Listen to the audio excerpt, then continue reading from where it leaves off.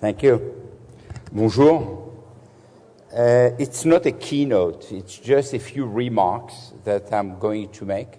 And I will start by thanking you and your panel, because I have been sitting in many rooms where there have been discussion on digital, and I have found this forum extremely interesting. Thank you. Extremely interesting because not only there was a different perspective, because it was mainly based on learnings, but also the crowd you had, which I think it's a panel which has been formidably composed. One thing which struck me, yes, enthusiastic and curious. One thing which struck me a lot was, in fact, what I saw on the balloon questions, which not only showed a very active participation from the audience,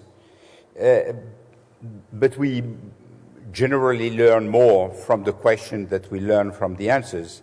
And what I have been surprised very much is that people, I don't know if it is how the audience was composed, but people were speaking much more about their daughters than their sons. So it looks like we are really in a women's forum, and there is no sons in the families, only daughters who are the reason for concern.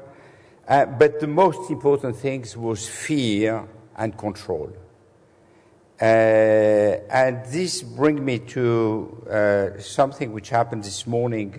I was driving from Paris to Deauville, and the news on the radio was mostly dominated by the primaries, but there was two very important news. One was about a site which has been decided to be closed by the justice, which is Watch Cup. And the second was about a woman, a professor, who committed suicide. And we learned this morning that one of the reasons why probably she committed suicide was the way she has been treated on social network by her students. And again, this is bringing the question on social network, on the responsibility that we have, the question that we have to put to ourselves: how do we use these kind of tools? Are they just tools, or are they much more than tools? And how they are shaping the society of today. And this brings me back to one of the most important question which has been debated at the EG8. The EG8 is something which has been organized in the spring at the time of the G8, whose meeting, by the way, was taking place in Deauville, in this very place. And when President Sarkozy wanted to organize this EG8 and bringing people from all the platforms and all the geographies, it was mainly because he was concerned about criminality, about the porn on website, on the internet, and also the illegal downloading, all these kind of things. So how to make it more civilized, etc.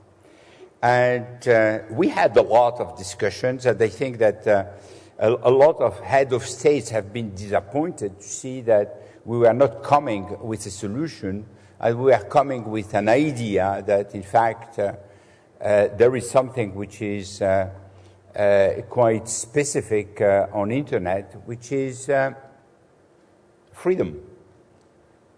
It's free. It's free of charge, it's free in terms of behavior, and it is also the expression of freedom. And this has some extremely positive aspects, such as the co-generation, the co-creation, the fact that people can express themselves, the fact that people can participate and have a say. And this is extremely, extremely important, and has probably created a reaction when we were presenting the result, and they were all surprised and said, okay, so we have to be cautious about what we are trying to do and how we should be regulating, and probably that the best way to regulate is to wait and to do not regulate currently, and to be very, very cautious. This brings me to, from my standpoint and what I learn and what I see as an ad man, and we are doing a lot of research in order to try to understand how people are behaving and how Internet is shaping their lives and how they are using Internet. And we see that this is something which is not only a tool for learning or a tool for sharing, but it is a tool for communicating, for shopping, for transacting, etc., etc. So that it's part of the life, as everything today. The real life is part of the life, and if there was something that I would like to say about this transformation that Internet is doing to us, and digital. And I think digital more than Internet, because digital is bringing every day new tools, new technology, and we will see that with mobile phone and smartphone, we will have the mobility which will again bring a new layer. There was a question in Balloon which was, what about after Google, Facebook, and Twitter, and I think that one of the things which will happen is something which will be around mobility. And this universe is currently work in progress, and we are in a transition. And if there is something which is making this revolution different from the others, from what happened with the car industry or with aerospace industry or with railway or communication, telephone, there is something which is hard to integrate for us as human beings, which is the speed at which this revolution is transforming our society. Most of the time, things takes time before they become something which is there and a very important reality. When you look at Facebook, 700 million, how many years? 6, 7, even 8 if we think about the very beginning. 700 million subscribers, and today probably one of the most important company of tomorrow. So that speed of transformation of the society and that speed of implementation and development of these new tools is such that our body, our mind, cannot adapt that quickly. And that is probably one of the reasons why the kids who know nothing can adapt so fast. They have almost an intuitive way of using Internet and all the digital tools. And this is probably the first time in our history where we see that our future, our kids, are also our future in terms of how the society will be shaping. So these are the few remarks. As I said, it's not a keynote. We have no time for that. And I have been asked if I could take a few questions. Sure, I will do it. I don't know if there are questions. If there are not, I will have a coffee. Well, so. I actually, Maurice, I've got 3 questions of my own, and then we can certainly see if somebody else has any questions. The first one is, given the kind of operation that you run, do you pay attention to gender differences? Is that an important thing that happens? Secondly, given the fact that it's digital culture, do you have to worry about age differences in the organization? Does that change the organizational structure, the profile? Let me do those 2 first.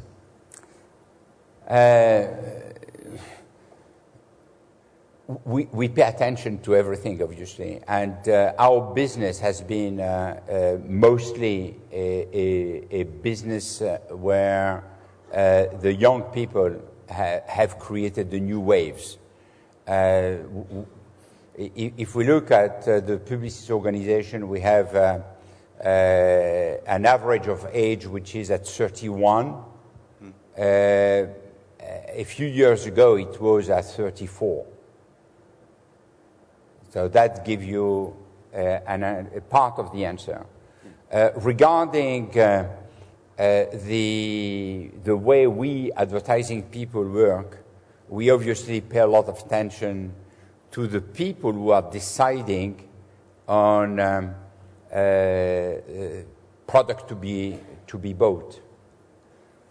It happens that 75% of everything which is sold on earth is bought by you ladies. Or the choice has been influenced by you. So including something which is highly technical, you make the decision. So the women are the most important audience for us as ad people. And the last thing that I would like to say on this respect is that when we dig a little bit and when we see the new technology, we are very much surprised, because there has been a question which has been put by a lady regarding the 3rd and 4th age. We see more and more people of more than 60 years old using computers, surfing on the net, going to Google, to Wikipedia, trying to learn. They do basic things, but they do it. And we know that when we will have the voice which will be developed, this will be much easier for them to use internet. There's a lady who wants to ask a question over here, but I had my 3rd one. I'm using my prerogative now since I have the microphone. Roger, you can. You have been so great that, please. So, how has the digital, the web, the internet, they're not all the same thing, obviously, changed the way in which you do operations? I think back to the heyday of advertising. And you mean Mad Men? David Ogilvy and so on. And it was all about the style, the image, the one-line, perfect summary and so on. Is there some change going on? Oh, huge change. Yeah. Huge change. The first change, and the most important one, is the first thing that I learned before going to the advertising field is that the key for advertising is to get the feedback of what we are doing. And in the good old days, at the time of the Mad Men, the feedback was based on surveys. So we were measuring either the sales or the image. And we were doing this a few months after, and then we were sitting with the client, trying to analyze the effect of advertising, etc., etc. The first thing that digital and internet has changed is immediate feedback. We can have immediate analytics, immediate measurement. We know if yes or no our message has been received, and even better, we can have interactivity. So we are not yet in its best form, but at the holy grail that we are looking for since many, many years. And we were looking for the reaction of the people. Have they understood my message? And do I have the right impact? That has been the first transformation. The second transformation is the language. And clearly, with radio, we already use a different language. With TV, we have approached a different language. But with Internet, we have a language and we have a way of communicating which is more approachable. We are much closer to the audience. We are speaking the language of that audience, and we are not trying to disguise ourselves or to make us more handsome, beautiful, or trying to do a lot of investment in terms of creativity or in terms of production in order to pass the message. The simplest it is, the better it is. Okay. This is the last question I've been told by Jennifer. Okay. And before I actually leave, let me just say how grateful I am to Jennifer Milliken for having actually put this all together. It's an extraordinary event, and I don't know how she did it. So, round of applause for Jennifer.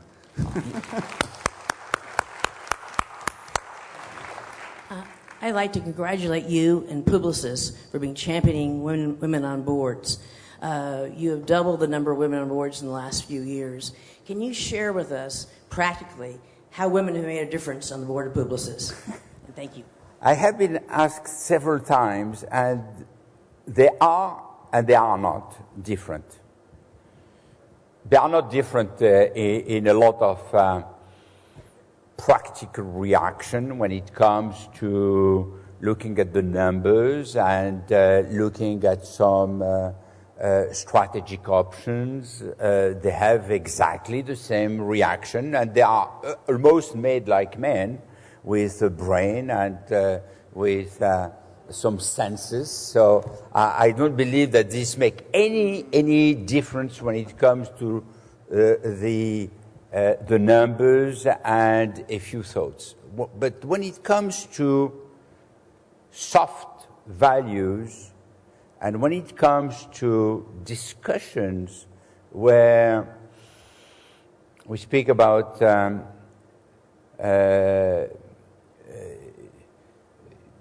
human resources, when we speak about how we should behave, when we speak about ethical behavior, our values, there is a difference. There is clearly a difference. I would not characterize the difference because we are still in a discussion to know if yes or not I will be renewed at the end of the year, so I will be very cautious about that. But more seriously, I have been always amazed to see that they are coming with humanistic values more quickly, and they are having a sensitive point of view, which is always excellent to be taken into account, because this is making our company much richer, our values much higher, our level of ethics much better, and I think that this is something which is part of what we call in Publicis la différence. Well, thank you very much for that. Thank you. And although you said it wasn't a keynote, it certainly felt like it had the gravitas of a keynote. So thank you very much. Thank you. Thank you all for being here. I thank Jennifer. Veronique, let me also thank you as well for allowing me to play in this arena. It's lovely. And thank you all for being here this morning.